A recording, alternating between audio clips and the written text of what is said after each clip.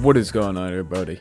Hope you're having a good day. It's actually been a while since I've made a video because I'm on like a schedule and I was quite ahead the past couple of weeks, so hopefully I still know what to do. But anyway, because I haven't been going to record shops, obviously, I've been finding it hard to like make a few beats, and I've pretty much used up all my samples. I'm just completely out of beats. I've got a few on here, but I think I've already showed you like in the last beat making video. So although we're with the MPC, I'm showing you more technical stuff, maybe that you can improve your beats.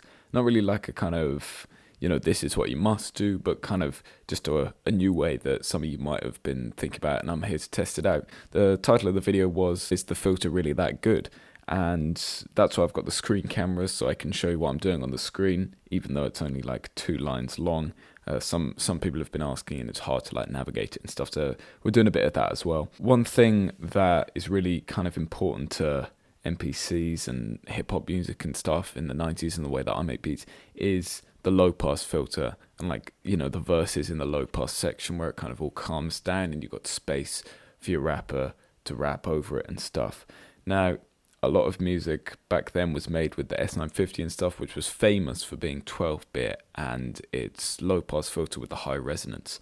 And the MPC 500 is not 12-bit, and I don't think its filter is as powerful. So here we're going to test it out. I'll show you some ways that you can kind of make it, the same way, and then we'll just see how it goes. Obviously here we're on the normal sequence screen, and I used a sample by Grover Washington. It's called Come Morning.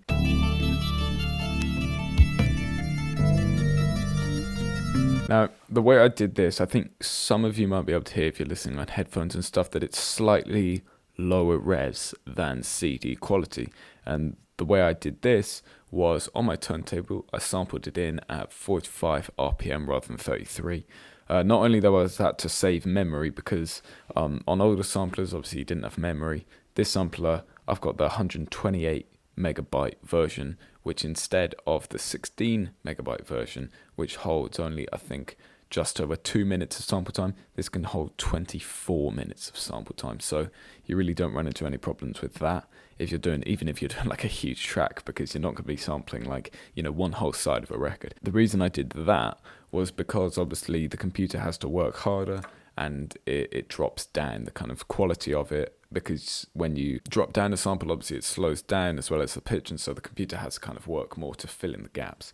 That was the first way I kind of dropped the res on it, to try and get it to sound more dirty and like not higher 16-bit quality. I also whacked up the gain a tiny bit, distorted it a tiny bit, so that you lose the kind of high definition tops of the peak there. Not advisable if you're doing a whole song like that. You can probably replicate it easier on the computer over there, but a little bit won't hurt. The filter on the S950 really was for the bass lines and stuff, because you got that nice 12-bit kind of muddy bass, and then the highs that are like all too piercing and stuff you just get rid of. I did make a really simple beat around this. I'll play you the beat. But as you can hear, because my drums aren't swung and that lead is, it didn't really work, so I only wanted the bass line of this. So to do that, obviously, here we're on filter, you've got mode, program, hopefully you can see this on the screen cam, and then it'll bring you to program select, which is tab 1. You just use the wheel to come across 1, 2, 3, 4, 5, 6 tabs across. It'll show you the pad you're on. My sample's on A1. Filter, F means filter. We're obviously at 100 of its filter. It's kind of backwards, so 100 means it's not acting on anything. 50 is obviously it's around 1 or 2K, I think, and then 0 will be it's cut everything from 20, so you won't be able to hear anything, or you'll be able to hear 20. Resonance is quite important. If you leave it on 0, I think most people forget this, it sounds awful, and I'll show you why. So if we drop the filter down to where the bass line is, you can kind of hear it. You can still kind of hear a bit of the main sample.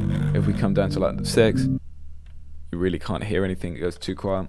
So somewhere in between there, I found 16 was quite good.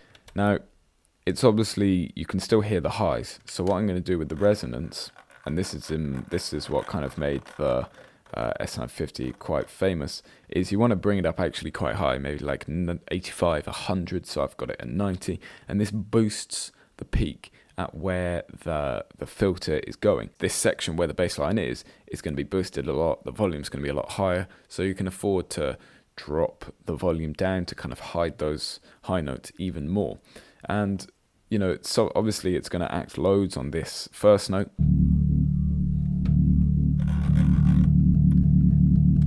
And then on the lower notes, like the notes after, like this one,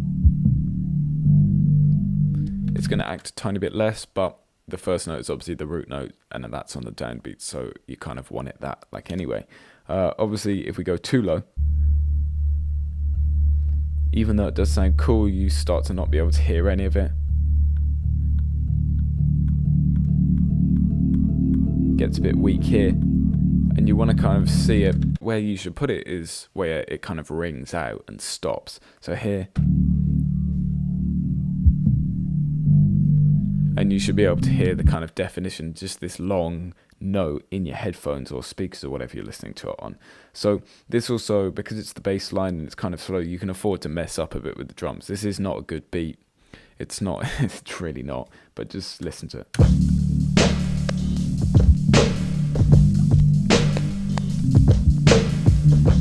See, it doesn't sound as awful as when I had the filter on first.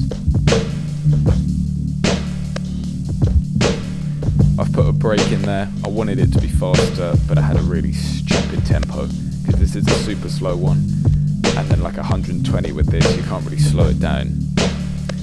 I would be able to do it on the computer, but not really. And then I kind of just put in these ones.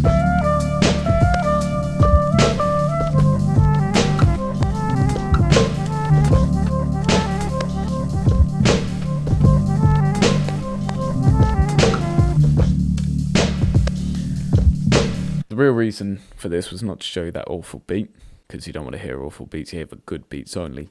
The main reason for this was to compare the filters between the MPC, and you can always do it when you're on the computer, because after the way I do it is, you know, you might as well do it on the MPC just for when you're listening to it. You might as well bounce it out on the MPC, because then you can always put an extra filter on the computer, do whatever you need to do there, because the computer's a lot more powerful, but it's good to have this kind of choice. So to go to the filter again, you go mode, program, and it's the 6th tab along, so you just click 1, 2, 3, 4, 5, 6, and you're there. The resonance is also very important, because if you don't have that, it's just going to take away stuff without really giving it that MPC kind of feel to it. So yeah, even though it was a bad beat, hopefully you found that kind of quick tip enjoyable. Hopefully you can actually see the screen, because you know I can't see what's on this camera. But yeah, if you're not already, subscribe so you never miss any better MPC videos and tips like this. And yeah, thanks for watching. Have a good rest of the week. I'll see you in the next one.